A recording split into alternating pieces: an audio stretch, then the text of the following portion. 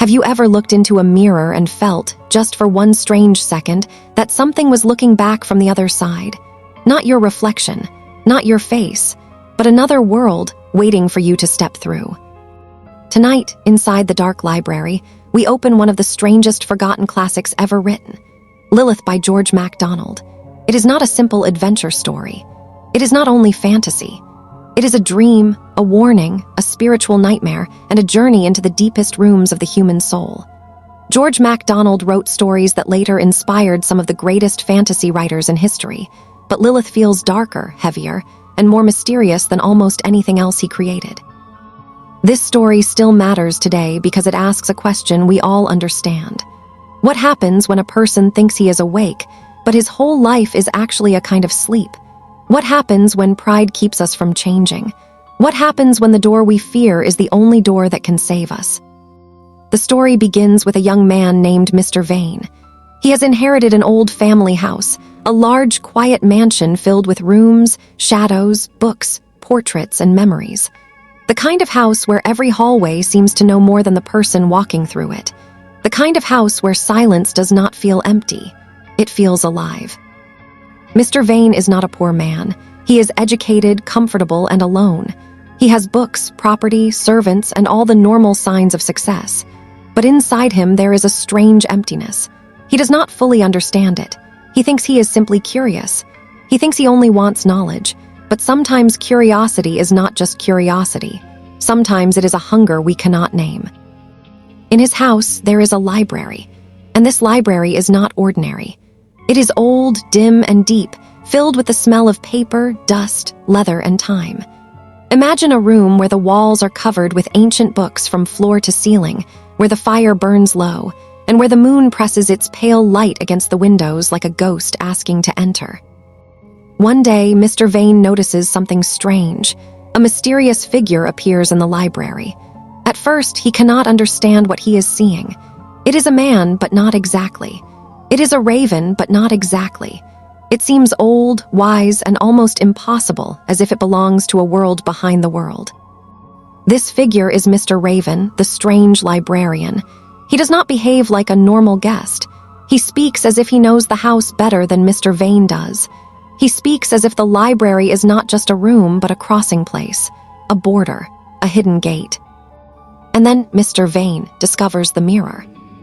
At first, it seems like a normal mirror, an old glass surface dark with age, but something about it feels wrong, or maybe not wrong, maybe too right. The mirror does not simply reflect the room. It seems to hold a depth that should not exist. It feels less like glass and more like water at midnight, a surface hiding something below. Mr. Vane looks into it. He expects to see himself. But the more he looks, the more the reflection seems to open. The room behind him becomes uncertain. The light bends. The air changes. The mirror is not showing him a picture. It is showing him a passage. And this is the first great warning of the story. Many people think the mirror shows truth, but sometimes the mirror is dangerous because it shows only the surface. We look at ourselves and think, this is who I am. My name, my face, my money, my knowledge, my control.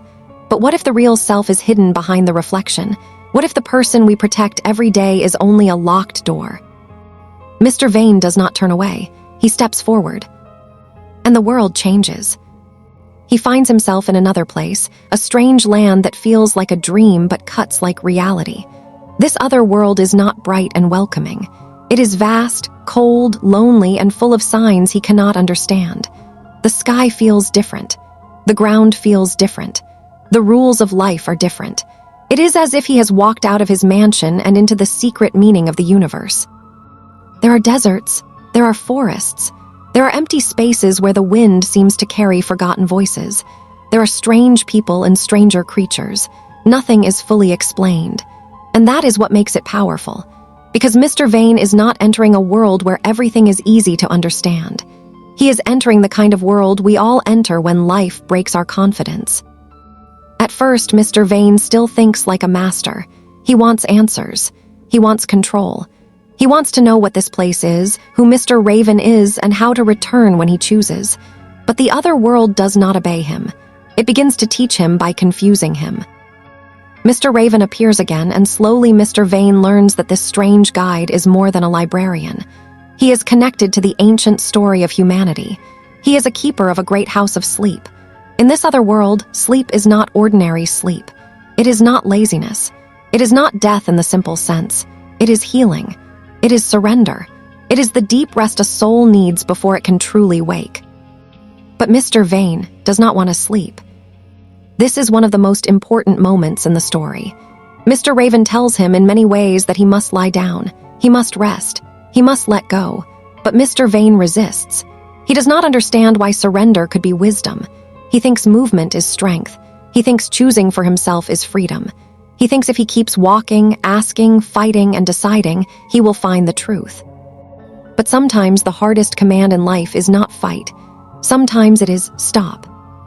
Modern people understand this very well, even if we do not admit it. We keep scrolling, working, planning, chasing, proving, building. We are terrified of silence because silence might show us what we have been running from. Mr. Vane's refusal to sleep is not only a fantasy moment. It is human pride. It is the fear of letting go. So he continues his journey. He wanders deeper into the strange land and meets the little ones. These are childlike beings, innocent, playful, hungry, and vulnerable. They live in a wild, half-formed way, surrounded by danger. They are not grown, but they are not ordinary children either. They represent something pure and unfinished, something in the world that still needs care, something in the human soul that has not become hard. Mr. Vane feels drawn to them. He wants to help them. He becomes protective, and for a time the story softens. There is wonder in the little ones, there is laughter, there is strange sweetness in their simple trust, but even here darkness is close. The little ones are threatened by cruel, selfish, larger beings. These giants are not just physical dangers. They represent a terrible kind of adulthood. People who grow big without becoming wise, powerful without becoming kind, hungry without becoming loving. They are what innocence fears.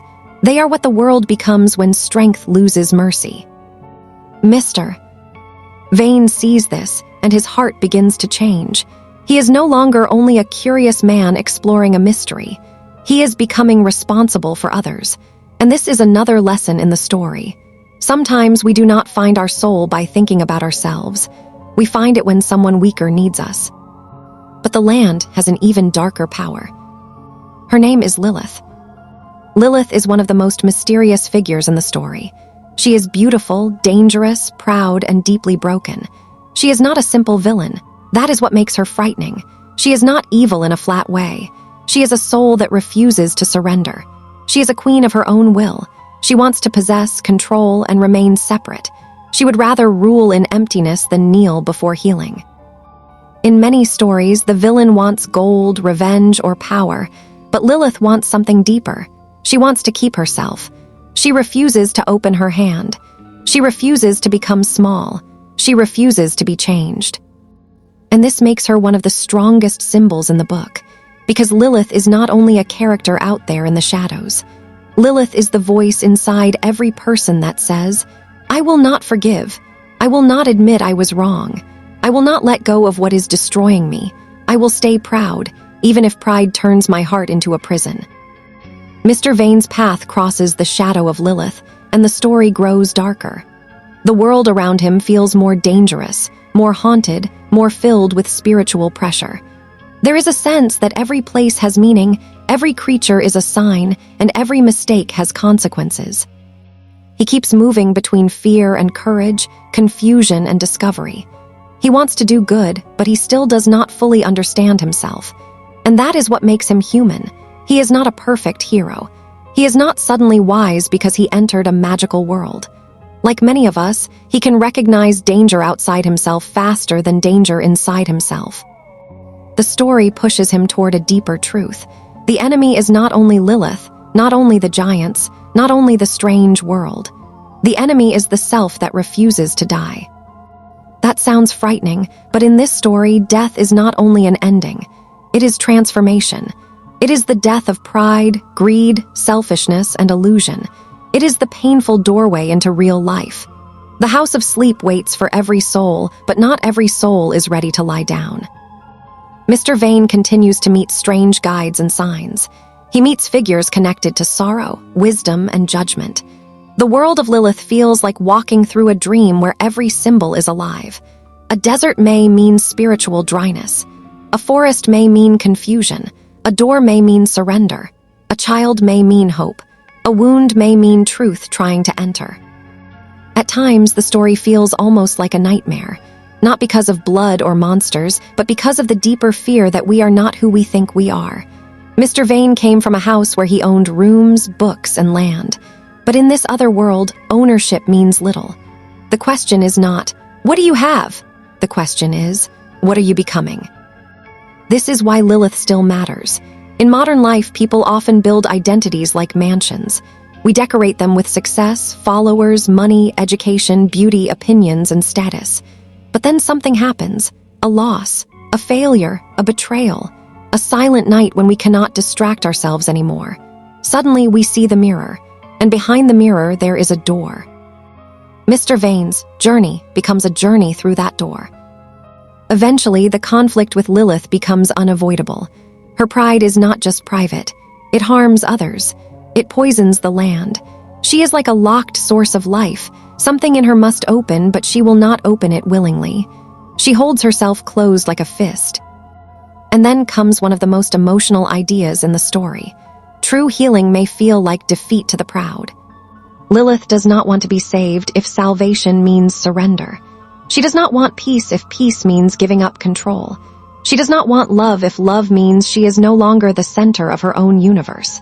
So she fights the very thing that could free her. How many people do this in real life? A person stays angry for years because forgiveness feels like losing. A person refuses help because help feels like weakness. A person keeps a toxic dream alive because admitting the truth feels like death. A person clings to an old version of themselves because they are afraid there is nothing underneath. Lilith is terrifying because she shows us that a locked heart can become a kingdom of darkness. But the story does not leave her there without hope. George MacDonald's darkness is never empty darkness. It is darkness with a hidden door inside it. Even the most stubborn soul is not beyond the reach of mercy. But mercy does not flatter. Mercy does not lie. Mercy tells the truth, and truth often hurts before it heals.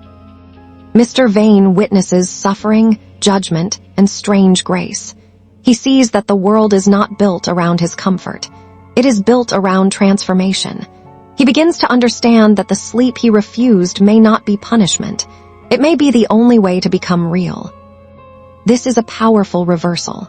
At the start, Mr. Vane thought the mirror was an adventure, a secret passage, a mystery for his mind. But by the end, the mirror has become something else. It is a test of his soul.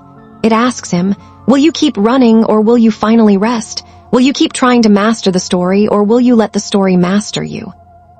There are moments when the little ones bring light back into the darkness. Their innocence matters. Their future matters. They are like seeds of a better world. And Mr. Vane's love for them becomes part of his own awakening. He sees that the goal is not simply to escape. The goal is to become the kind of person who can live rightly in any world.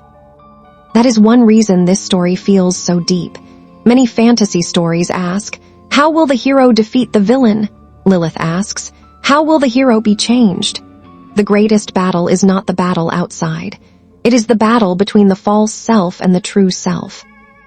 As the story moves toward its final spiritual vision, the House of Sleep becomes more important. This place is quiet, solemn, and strange. It is like a dormitory for souls, a resting place where people lie down before they awaken into something greater. To the proud, it looks like an ending. To the wise, it is preparation. Mr. Vane must face what he avoided from the beginning. He must learn that he cannot save himself by motion. He cannot understand everything before obeying. He cannot become new while holding tightly to the old. The door to life looks like surrender. This is hard for him. It would be hard for anyone, because surrender feels like losing control, and control is one of the strongest illusions humans love. We want to choose the time, the place, the method, the result. We want transformation without pain, forgiveness without humility, peace without confession, love without vulnerability. But the story says no. The soul must lie down. The false self must sleep. Only then can the real person wake. And Lilith herself, the proud queen, must face the same truth. Her closed hand, her locked will, her refusal to yield becomes the center of her torment. She is not destroyed because she is hated. She suffers because she refuses the one thing that would heal her. Her pain is the pain of resistance. There is something heartbreaking in that, because many people are not suffering only because life is cruel. Sometimes they suffer because they are holding too tightly to the very thing that wounds them. A memory, a pride, a desire, a name, a mask, a dream that has turned poisonous. Lilith shows that the scariest prison is not made of stone. It is made of, I will not. Mr. Vane begins to see that the world behind the mirror was never separate from his own life. It was revealing what was already true. His mansion, his library, his loneliness, his curiosity, his pride, his fear of surrender, all of it was connected. The other world was not only another place, it was an unveiling. That is why the title of this video matters. He thought it was a mirror. It was a door to another world. But maybe the deepest truth is this: every mirror is a door if you are brave enough to look beyond the reflection. When you look at yourself honestly, you may find a world of fear. You may find old wounds. You may find pride you never named. You may find hunger, loneliness, regret, and dreams that have ruled you too long. But you may also find a path. You may find a guide. You may find that the darkness was not there to destroy you, but to lead you toward morning. By the end of the journey, the story becomes less about escape and more about awakening. The question is no longer, can Mr. Vane return home? The question is, what does home even mean after the soul has seen the truth? A house is not home if the heart is asleep. A library is not wisdom if the mind is proud. A mirror is not truth if it only shows the face. And a life is not truly alive if it refuses to be changed. Lilith is a dark book, but it is not hopeless. It walks through shadow to speak about light. It takes the reader into a strange land so they can return with a different heart. It reminds us that innocence must be protected, pride must be broken, and the soul must learn how to rest before it can rise. And maybe that is the lesson we need now more than ever. We live in a world that tells us to never stop. Keep chasing, keep proving, keep winning, keep becoming bigger. But George MacDonald's forgotten classic whispers something very different from the back of the dark library. It says, become smaller, become honest, become still. Let the false self fall asleep so the true self can wake. Mr. Vane entered the mirror because he wanted mystery. But the mystery wanted more from him. It wanted his pride. It wanted his fear. It wanted his illusion of control. It wanted him to understand that every soul must pass through a door it cannot command. And Lilith, proud and tragic, stands as a warning. Beauty without humility becomes cold. Power without love becomes empty. Freedom without surrender becomes a cage. The person who refuses to open their hand may one day discover they have been holding ashes. So tonight, as the candle burns low and the old library grows silent, remember this story. Remember the mirror. Remember the door. Remember the strange world waiting behind the surface. And ask yourself one quiet question. What reflection have you trusted for too long? Because sometimes the thing you think is showing you who you are is actually inviting you to become someone new. Sometimes the doorway is hidden in the place you fear to look. And sometimes, before the soul can finally wake, it must have the courage to lie down in the dark and trust that morning is still coming. If you want the next forgotten classic story, subscribe and enter the dark library again.